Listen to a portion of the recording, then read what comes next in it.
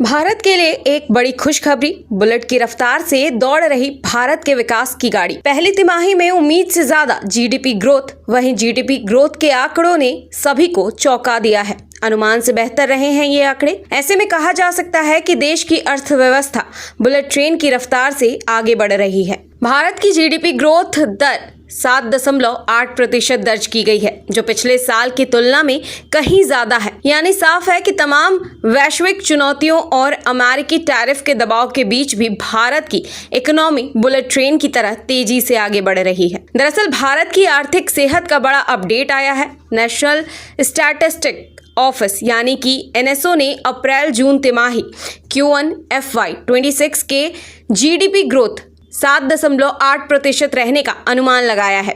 इस बार का ये आंकड़ा ऐसे समय में आया है जब अमेरिका ने भारत पर डबल टैरिफ लगा दिया है और जिससे एक्सपोर्ट सेक्टर पर दबाव बढ़ने की आशंका भी है। खैर, इसलिए ये आंकड़े अनुमान से शानदार रहे हैं।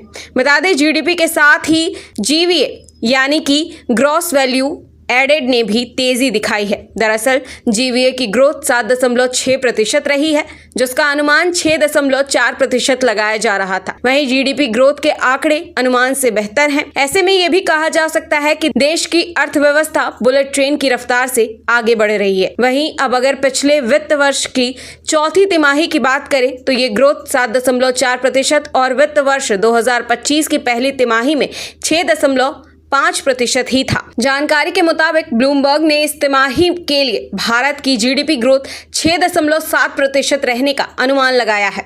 हालांकि इस आंकड़े से बहुत आगे भारत की अर्थव्यवस्था अब बढ़ चुकी है। वहीं ट्रंप के टैरिफ बम के बीच भारत की ये कमाल की रफ्तार देश के व्यापारियों के लिए किसी बूस्टर से कम नहीं है।